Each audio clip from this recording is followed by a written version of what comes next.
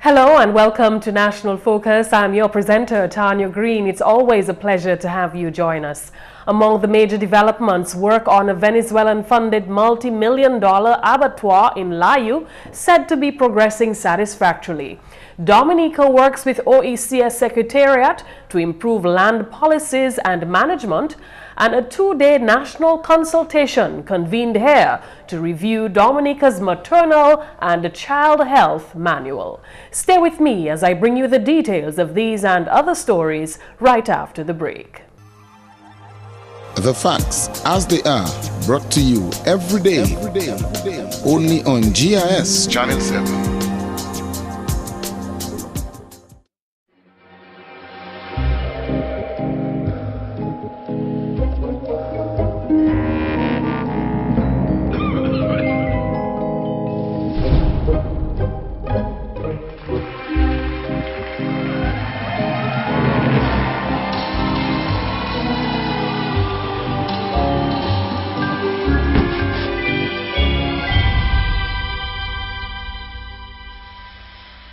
Welcome back. Time now for the details of the news. Work is progressing as planned on the construction of an abattoir in Luce Park. Prime Minister Honorable Roosevelt Skerrit, along with members of cabinet, visited the project site on Wednesday, where they were briefed on the status of work on the multi-million-dollar facility. Alejandro Liberator, civil engineer on the project, explained to GIS News on Wednesday the scope of works to be undertaken.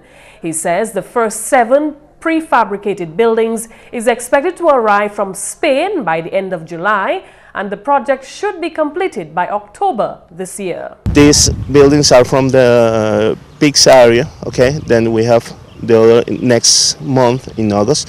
We finish with the pig, with the chicken area. So at that moment we will have all the drains and everything working, all the water plant and the sewage plant working. So maybe at the end of October we will be finished. A key component of the project is the training of those who will be employed in the various aspects of the abattoir. We have to prepare the people who's going to work here, because they're going to work about between 15 and 20 people in this area, between 10 in the chicken area. So we have to start preparing that to work inside the abattoir. Head of the Agricultural Investment Unit, Dr. John Luce, is coordinating the multi-million-dollar project. There's establishment and rehabilitation of existing facilities, holding facilities as pens, and the production of seed stock, that is baby chicks and piglets. We have production of finished stocks. We have procurement of feed. We have processing of finished stock. There is a legislative framework to operate the whole enterprise, because as you know, we import a lot and we have to put measures in place to protect local production. And the administrative framework, the administrative structure of the entire entity. These are the components of the program. Dr. Luce believes that the construction of the abattoir will encourage more nationals to get involved in pork and poultry production. This project is one where we will have the farmers producing and they deliver to the abattoir, and then they get the checks. They haven't got to look for markets, and they have got to struggle to distribute or anything. All they have to do is to grow. The project will also provide feed and stock material. The management of the program will provide this to the farmers based on the stock at hand. That means the farmer will have no problem to feed the animals, so that we can get the exact weight that we're looking for and the quality of animals we're looking for at the end of the fattening program. Prime Minister Honorable Roosevelt Skerrit anticipates major benefits from the construction of the facility, which will be able to accommodate the processing of 500 chicken per hour and 50 pigs per day. Oftentimes, a few people say that the government is doing nothing for agriculture or not enough for agriculture. But here it is, a major project that is geared towards reducing the importation of meat and meat products into Dominica. Because you could have as many birds as possible, as many pigs as possible. But if you do not have the proper facilities to slaughter them and to prepare them, then they cannot find themselves on the market shelves. The government of Venezuela, through ALBA, is financing the $10 million facility. Venezuela's ambassador to Dominica, His Excellency Hayden Perella, is looking forward to the completion of the project. We want that all the projects Sabemos que a pesar de la lluvia, del tiempo, del mal tiempo, that are against the raining and the bad weather, pero de aquí en adelante but from here going on, vamos a agilizar los proyectos. we are going to develop all the projects very fast. Así lo quiere el gobierno de Dominica As that want the governor of Dominica, y también lo quiere el gobierno de that's Venezuela. also what the Venezuelan government wants to do. Así, Meanwhile, Acting Minister for Agriculture, Honorable Ivor Stevenson, says the construction of an abattoir in Layu will aid in the reduction of the country's food import bill. This project, this abattoir, is going to significantly impact upon the economy of this country by one, reducing on the food import bill, and also providing a number of employment for our young farmers who are out there who have an opportunity to produce pigs and poultry for the development of the sector. This sector for sure is one that is very important to this country, in that Dominicans will now be able to consume their own local supply of meat. In other news, moves to develop and unify Caribbean states can be observed in a number of areas in the region and specifically in Dominica. Thursday saw a practical way of both modernizing Dominica's land resource and integrating its management with that of its regional counterparts, with a National Land Issues Workshop at the Garaway Hotel. The workshop sought to bring together local agriculture, forestry, housing and planning stakeholders with officials of the OECS Secretariat to introduce guidelines that will help improve land policies and management. Those guidelines, developed through partnership between the OECS and the University of the West Indies, highlights the importance of land management to economic development, poverty reduction and social stability. Director of UWI's Caribbean Network for Urban and Land Management, Dr. Asad Mohammed, made a statement to GIS News explaining why UWI has come on board to help resolve land issues in OECS member states. It means that you have limited human and institutional resources to resolve your problems. And in working throughout the region, while there are unique issues in each island, we've also been able to understand what are the commonalities.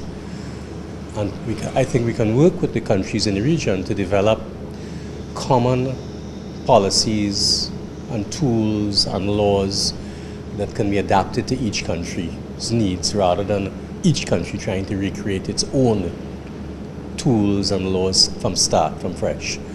So one of the perspectives that UWI brings from this is, having worked in most of the countries in the region, we understand where these commonalities lie, what has worked in one country that can work in another one. So that each country, like I said, doesn't have to be limited by its human and institutional resources. The morning session focused on a presentation by Isaac Baptiste, the project's consultant. In it, he synthesized land-related issues facing the island. According to Cornelius Isaac of the OECS Secretariat, each OECS member state must have a sustainable and efficient strategy by which to govern land use. He also says each nation's strategy must reflect equity, efficiency, and environmental sustainability. The workshop ties in with government's moves to develop a national land use policy, for which a funding agreement was signed with the Caribbean Development Bank in 2012. Dominica's workshop is the 6th in the series being held in each OECS member state. In more news, an educational session on the importance of the Caribbean Court of Justice, the CCJ, held in the village of Cottage on Wednesday evening, formed a part of activities leading up to this weekend's Feast of St. Anthony. Parliamentary representative for the Cottage constituency, Honorable Reginald Austry, said the feast celebrations should not only be focused on entertainment, but also should be a time to be educated on issues of national importance. We believe while we need to use these village activities to make money and to raise funds, we have to use it to seek to educate our people on topical issues. So for the last 3 or 4 years, we used that week before the feast to do an educational session. I can't remember how many we done and who we had, but we had a number of people here over the last 3 or 4 years. So, and that will be as long as I have anything to do with it, that is going to be a feature of the feast. And you can book that in your calendar, that the Wednesday before the feast, once there's no hurricane, we will be having an educational session. The Caribbean Court of Justice has been designed to be a court of last resort for member states of the Caribbean community. Honorable Austri says government has taken a decision to embark on a major public awareness drive on the CCJ across the country. We need to take this issue of the CCJ throughout the country. And we're very, very fortunate that we're starting here in Cottage, and I know there's a roster plan to take this thing all over the country, but it's something that every Dominican should be in sync with. We should onboard with it, we should understand it, and we should know what it is. Panelists at Wednesday's discussion on the CCJ, including Acting Registrar of the High Court, Ozzie Walsh, and Tourism and Legal Affairs Minister, Honorable Ian Douglas. Minister Douglas, in his presentation, explained that the objective of the CCJ was to provide for the Caribbean community to have an accessible, fair, efficient, innovative, and impartial justice system built on jurisprudence. And we have a number of courts in our systems. Of course, all of us know about the magistrate court. And if you go to magistrate court, either the police charge you and you go to magistrate court, or you take somebody to court for land or for some other issue, and you lose the case, you can appeal. And you can appeal the case to the Eastern Caribbean Supreme Court, which is the court in Roseau that sits in the Parliament building, and they can listen to your appeal. And then if you're not satisfied with that appeal, the law says that the next court that you can actually go to is the Privy Council in England. Minister Douglas noted that having an established CCJ is being seen as a better alternative to the Privy Council because the judicial personnel of the CCJ would be more aware of the legal and social landscape of the Caribbean and would be in a better position to rule more effectively on legal matters. He says this is an issue that continues to be debated. Throughout the years, a number of countries have been asking, since as way back as 1901, and that's about more than 100 years ago, a number of Caribbean people are saying that we don't really need to go to England anymore. We can set up our own final court here because we have brilliant judges here who can adjudicate on any question that we want answered, and we can go to them. So we have been going back and forth with this debate for at least 100 years now, and it has never been settled. So we continue to go to the Privy Council. The minister suggested that with discussions on regional integration continuing, now is the right time to get all countries of the region to buy into the idea of the CCJ. We will bring you more on the panel discussion on the CCJ, which was held in Cottage in Friday's newscast.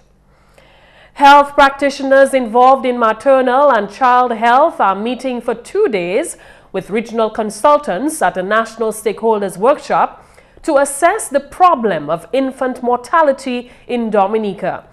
In the recent past, there has been an increase in the number of neonatal mortality cases on the island, and while the statistics in the last year has declined, efforts are being made by the Ministry of Health to find out what can be done to further reduce these incidents. As part of government's efforts, a European Union-funded consultancy was recently conducted, which laid the groundwork for establishing a sustainable health information system, which would promote sustainable and reliable information and data analysis. One of the concerns coming out of that consultancy was the need to revise the island's maternal and child health manual in order to meet standards set by the World Health Organization. Dominica's Chief Medical Officer, Dr. David Johnson, says the 2-day workshop, which began on Thursday, is designed to review the manual.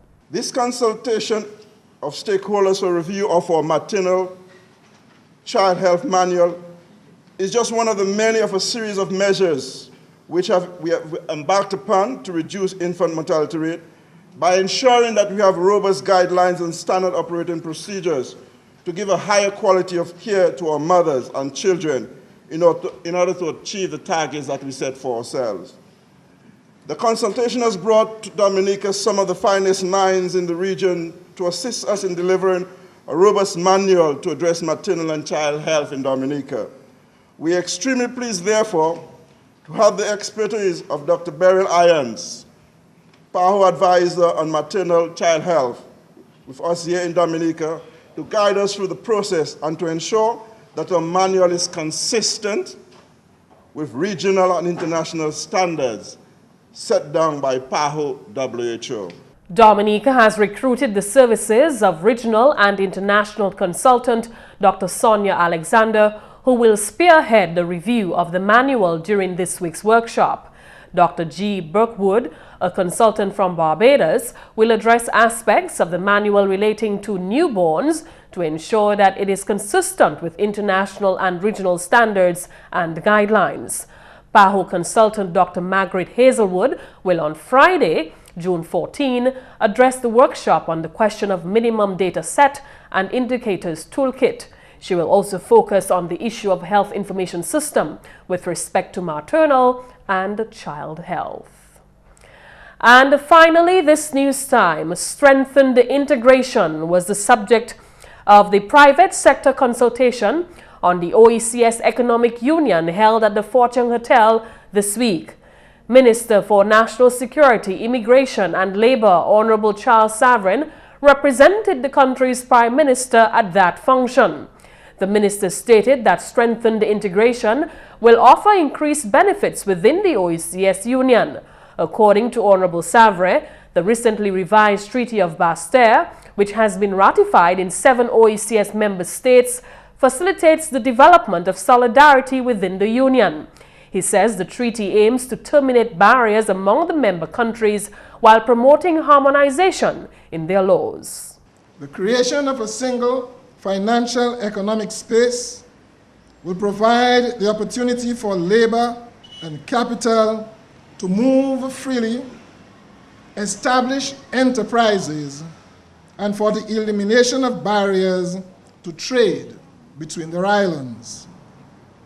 The fully functional economic union will allow citizens to travel hassle-free, that is, with minimal immigration formalities, even without a passport and only with a picture ID, eliminate the need for driver's license permits in each island state visited, eliminate the need for work permits, and provide for seamless transfer of benefits among the various national insurance schemes. Meanwhile, Minister for Employment, Trade, Industry and Diaspora Affairs, Honorable Dr. Colin McIntyre, says this thrust for unity is best for the developing countries of the Caribbean region. He believes no one government can operate in isolation. The minister explained that collaboration among states is a more practical option as the country's peoples are already united through culture, history and ethnicity. Honorable McIntyre highlighted some of the previous successes of the OECS integration movement. Our current currency, the EC dollar, and the Eastern Caribbean Central Bank, which is the ECCB, which helps to guarantee monetary and financial stability. The Eastern Caribbean Supreme Court, which is the ECSC, the Regional Security System, the RSS, the Pharmaceutical Procurement System, the PPS, which provides affordable drugs and medical equipment through bulk purchasing to ministries of health, resulting in significant cost sharing. Allied to this is the Regional HIV/AIDS program assisting member states with the prevention, containment, and treatment of persons with AIDS. The Export Development Unit, the EDU, this unit provides technical assistance to firms and industries to stimulate increases in manufactured exports from the region. The Eastern Caribbean Aviation Authority, ECA, which has oversight of the transportation safety system in member states. He also listed the Eastern Caribbean Telecommunications Community ECTEL, the only establishment of its kind in the world, the Education Reform Unit, the Social Policy Unit, the Joint Diplomatic Missions, and the Sports Desk as examples of perfect integration. Leader of the opposition, Honorable Hector John, also addressed the conference. He informed that the wealth of opportunities which the Union provides is not restricted to the OECS, but has the potential to become international phenomena. He noted that it will give rise to more employment opportunities and sustainable development growth through the region's individual private sectors. As a trading bloc, an environment to attract huge foreign investment is being developed. Multinational corporations will be looking to enter into joint ventures with our indigenous businesses. The creation of employment and sustainable growth are all vital functions of a private sector that is vibrant and innovative. In the process, this sector contributes immensely towards human resource development and alleviation of poverty.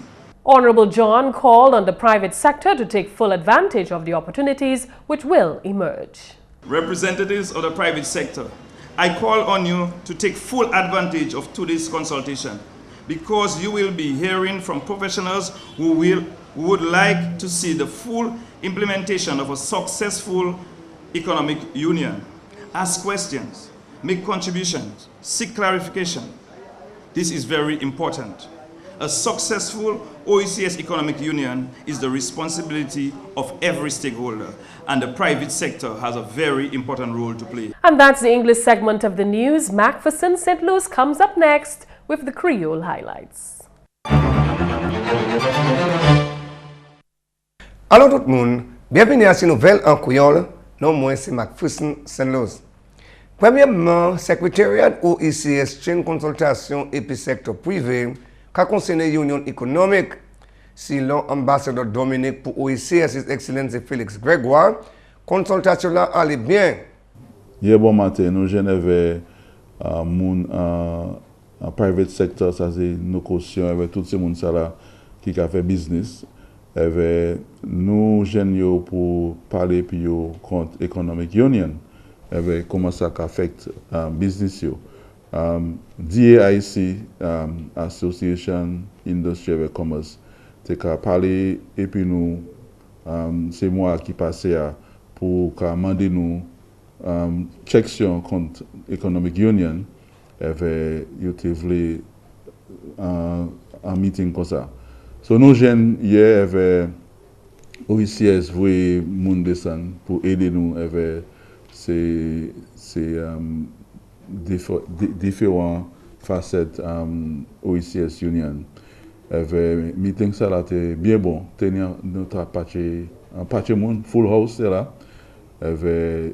Nous présenter comment c'est bien hier. Nous tant ça yo dit aussi.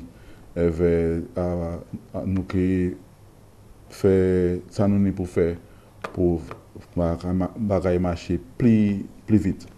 Ambassadeur Grégoire dit il bien satisfait manier bagaille Ali Simen Salam.